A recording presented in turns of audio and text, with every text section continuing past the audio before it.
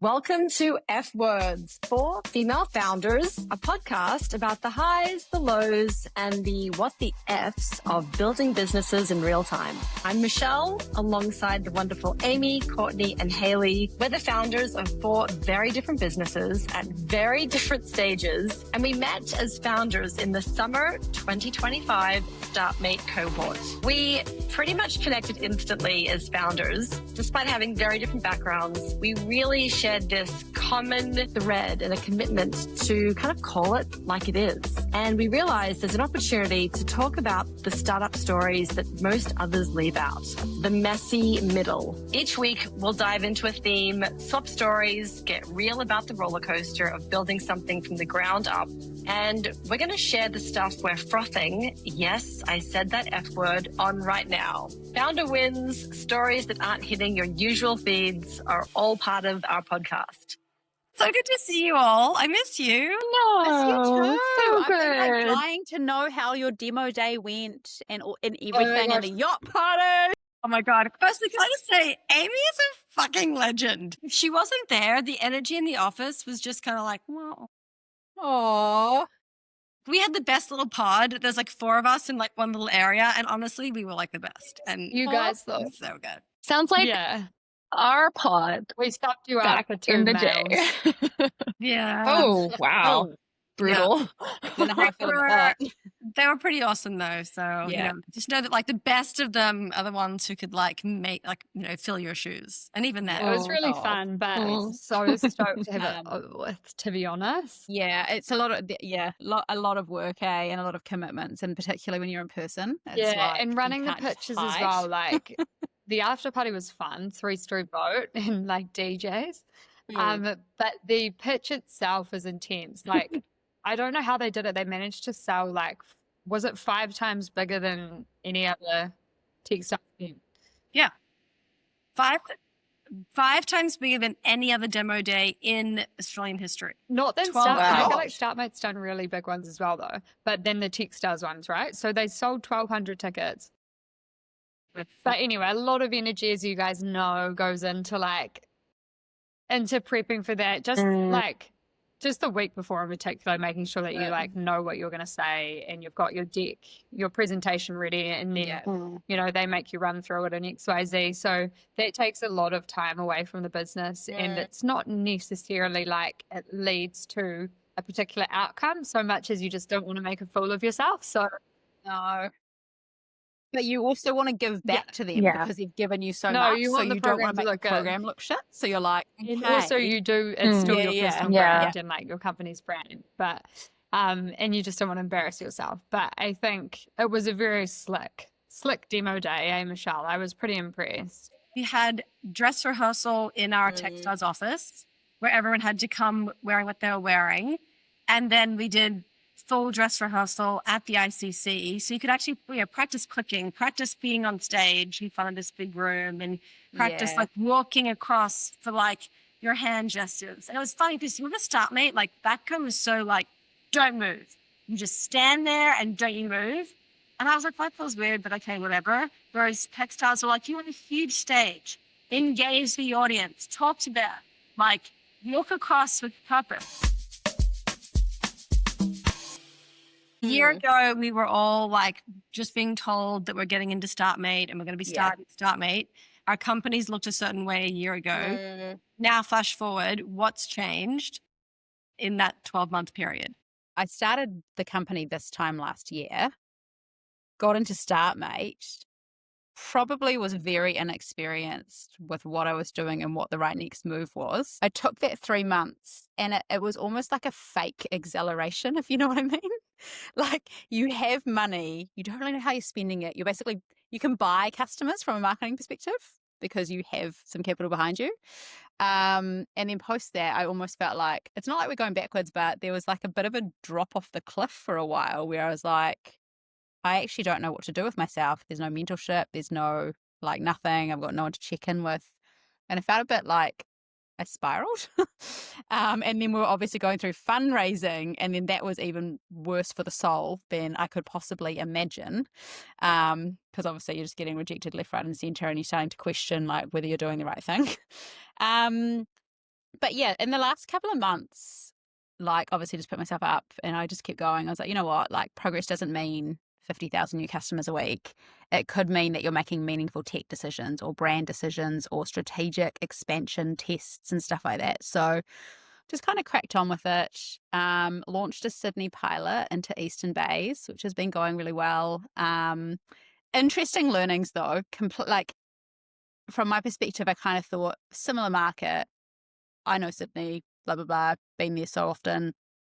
They'll be fine. I'll just take what I've done in Auckland and dump it in Sydney. But they have a massive trust issue, particularly in that city. Like different perspective to Melbourne and Brisbane, who are a little bit more Auckland aligned, where they're like, yeah, we trust people, we're a village.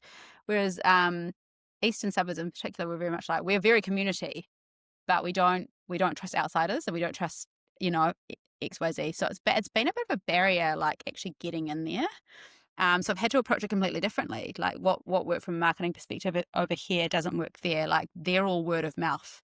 So it's a referral program and literally that's what's working. So it was a bit of a shock. But yeah, in other news, just kept putting myself out there, going to every single event, just saying to Courtney, some of the earlier investors who kind of said not yet or no. I bumped into at the events, chatted progress, and we're now having conversations. So it's like, okay, the old startup roller coaster, things are starting to kind of look up again as well. But I've always kind of maintained the fact that we'll just keep going, VC funded or not. We don't need capital, but it also definitely helps from an acceleration perspective. And actually just being able to test. I think Amy knows this as well. She put me in touch with a great representative in the US, so I can actually flip my entity to a US one and actually do a pilot over there. Because what I have learned is it's not about taking over country by country. It's like, let's actually drop little tests in markets and figure out what actually works from a product market fit perspective, because a product in the US Totally love that different to what we're attitude. doing here. It's like global from day one. B, also, it doesn't have to mean, cool, you're going to raise all this money, you're going to scale into the US on day one, but you sort of, I call it like uncovering the red rocks, like working out what those challenges are in new markets or new states in the US. So what state are you looking at? Well, from a city perspective, Yeah. there are just parts of Chicago. And purely because my customer is quite widespread in the US, like I could drop into many cities, but I wanted to drop into a place for a pilot that has the least regulations that will trip me up to actually test this thing. Because otherwise, in the childcare space, I could spend a year on trying to, break those barriers and get everything set up, only to find out that particular city doesn't work and will never work. Whereas it could still be a very profitable and scalable business, even if I'm not in one of those other cities. So, from a pilot perspective, I was like, okay, what's the easiest I love test? that you're Where can I go? Already just like testing across the globe. I feel like Sydney made me realize I have to do it now. Like I have to do it now. I can't win a market and then go and win another market. It's completely different. Like from both the way we get our customers to what the product might actually end up looking like in that market. But the problem persists. The problem that's does a good thing. But also means you can make strategic decisions, like technical decisions around, okay, well, there's this particular integration, or actually should we do a manual kind of like, should we own this part of technical delivery, because actually we're going to need to deliver that functionality in, a different city, state, country, whatever. So I reckon that's really cool to hear that you're doing that so early on.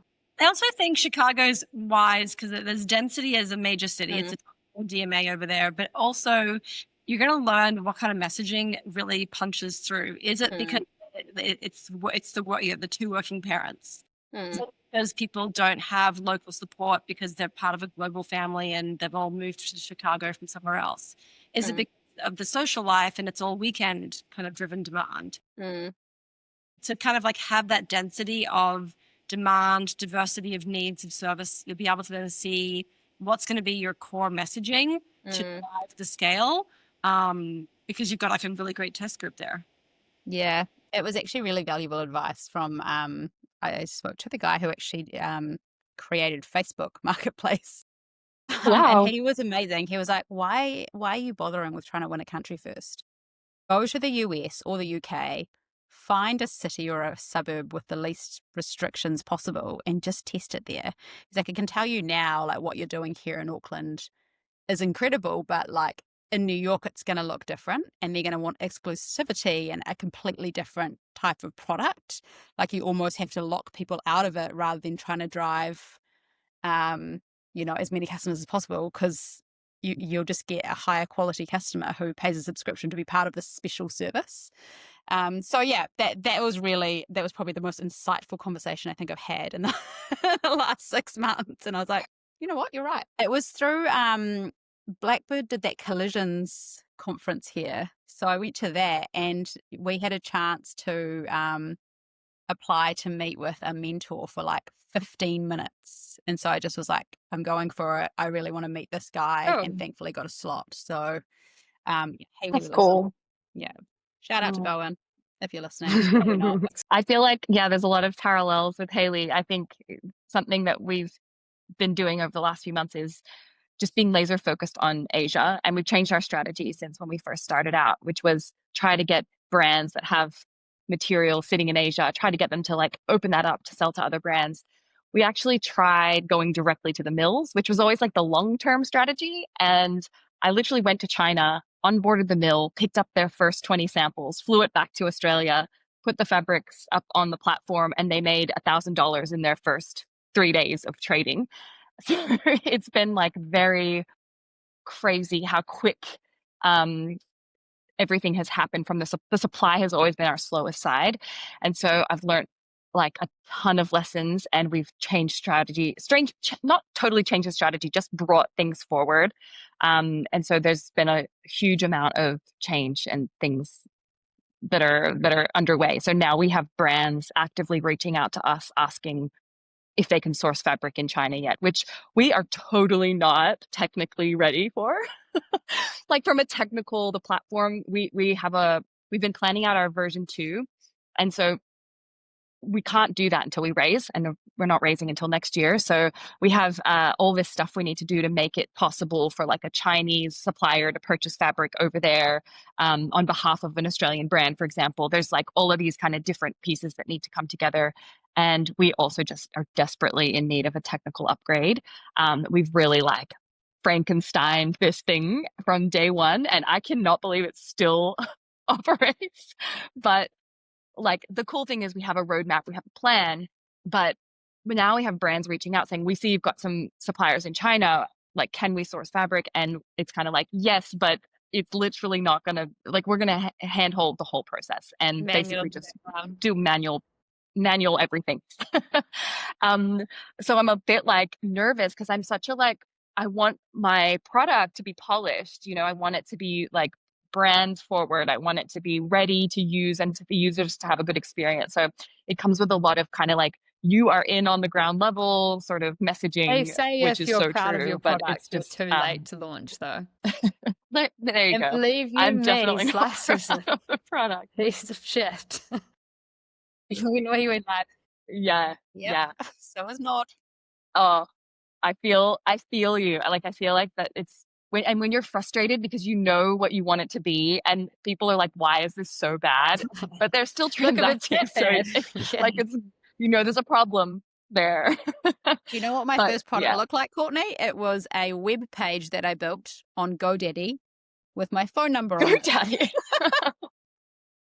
Wow, And it said, need a nanny in an hour. that's on kind of cool two though. buns. That's kind of a cool like. You know what? I If love the someone's simplicity willing of to that. use your product when it's shit, then the pain point is big enough. Exactly. Yeah. It's real. Someone booked and she still books today, and we have a I fully love functioning app. I'm that. just like, So okay. good. I wouldn't have trusted that site with my children, but hey, you go ahead. Yeah. Anyway, it's been good. It's been like a very the last like sort of 3 months has been amazing. So It looks moving like onwards I and can upwards. see the online glow just from posts and things coming through, Courtney. So Yeah. I'm so happy to hear that. I can probably update off the So back good. of that because we're very focused on product, so that's a relevant kind of train of thought. But yeah, where we were last year and where we were to this year, I think reflecting back to what you said, Hayley, as well, like progress isn't linear. There's different, and what you said, Courtney, you know, there's different focuses, and it's like narrowing your focus at a point in time. It doesn't really look like this clear trajectory of growth across the board. Like when you think about, you know, operationally, are you improving your processes every day? Not necessarily. Marketing, are you consistently like growing up like that every day, as well as selling up like that every day, as well as the product velocity is going up every day? It's pretty hard to get all plates spinning and up to the right. So I think having been doing this for a little bit now, I'm just far more comfortable with accepting that, you know, sometimes it's about maintaining areas of the business and focusing on growing one of the business. And that, for me, my energy levels tend to kind of go up and down and up and down, and I'm a bit all or nothing. So I work in spikes, and that if you can kind of get used to that and just do your best to maintain the basics, I think that's okay. So this year's been very much that. Like at the beginning of the year, very growth orientated. You know, like 4x our revenue or something insane, more than that. And we've really focused on growing the business. But now we're still growing, but very focused on product and technical delivery for scale. So you can't kind of do all these things at once. And I think it's just recognizing that there's moments in time where you're focused on different areas of the business and different outcomes. And yeah, feeling more comfortable with that. But yeah, that can be a bit soul destroying at times when you're either working on an area of focus that you don't enjoy, or you feel the area of the focus isn't as rewarding, perhaps, or like you're not kind of, it might feel a bit stagnant. It needs to happen, but it's not always like feeling like you're making, you know, great amounts of progress, I guess, but it's about that long game at the end of the day. Yeah, That's a good point around that reward feeling, because you're so right. Some parts of the business just don't feel as rewarding as chasing customers and revenue, if I'm blatantly honest. Like is you it see money coming rewarding in, that it's we've like, got yay. like an amazing other than accounting that, yeah. process now, and like, and we've Woo! run our manual sounds journals really in the good, right though. way, and we've got like reconciliation that's happening automatically. I mean, it's pretty boring stuff, but like that like stuff's all important to the business and the business journey, I guess. So that's just the only reason I thought about that was It's I was doing the crucial. accounts this morning. But I think, yeah, it's just every part of the business kind of is not as rewarding as other parts of the business. So it's just recognizing that there will be ups and downs as you move across areas of discipline. But Slice is now really focused on product, which is actually my area of expertise and love. So I'm happy to be back in my happy space. And there's perhaps a lesson in that, you know, if you're finding the journey hard, or you're laboring over an area of the business that's not too enjoyable, maybe try and bring in a little bit more of what you love to keep you going. Oh, well, I'm excited to see what your product Honestly, looks like now. it's wild. It's 10x better. Michelle, how are you? I'm good.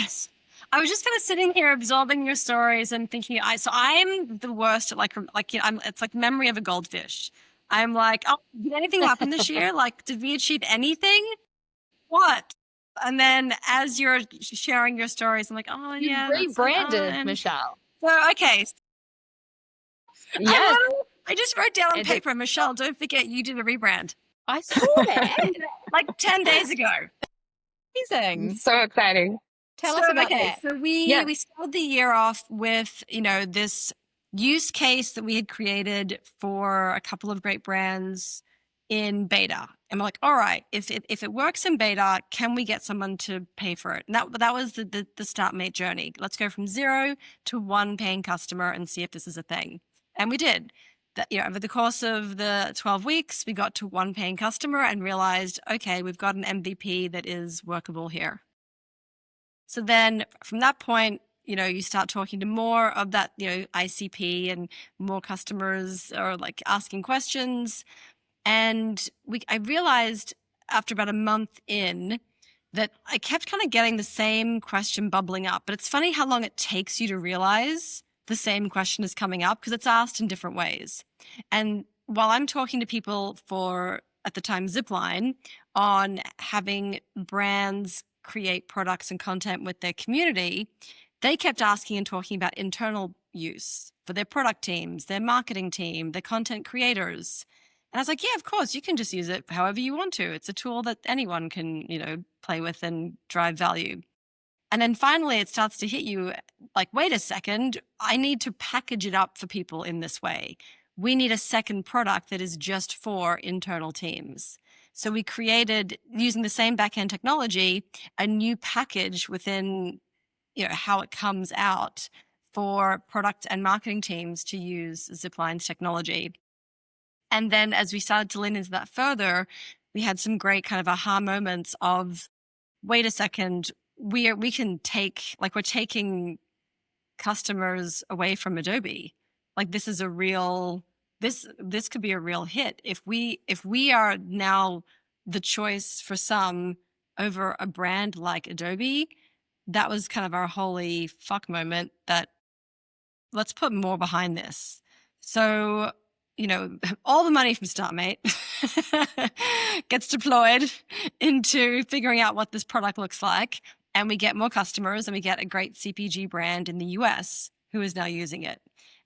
So, we're now 3/4 of the way through the year. We've got 2 products. We've got customers in the US and Australia. And we're realizing that we might be on our way here. We flip up to the US. We're now a Delaware company, which just makes us ready to scale, makes us obviously more attractive for not just customers, but also investors. And those conversations are taken more seriously.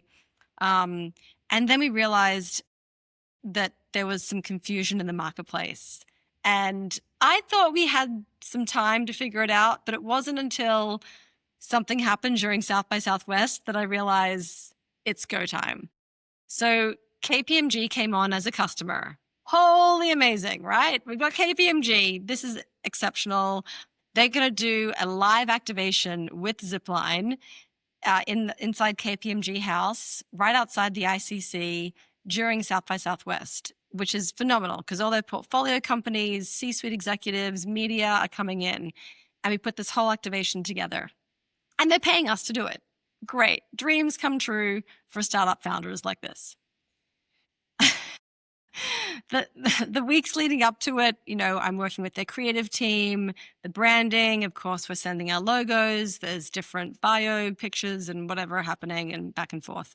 6 p.m. the night before this opens, they send me a picture. They're all so happy and they're so proud. Michelle, it's all set up. We can't wait to open the doors tomorrow, 10 a.m.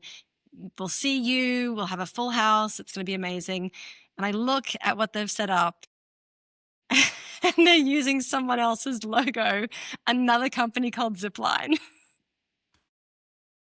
Oh no. I was like, yep, confusion in the marketplace.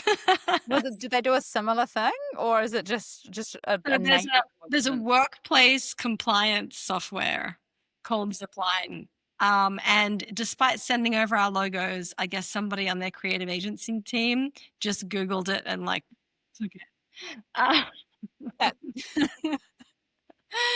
So my team and I went down to KPMG House. We took a photo. We congratulated the other Zipline team.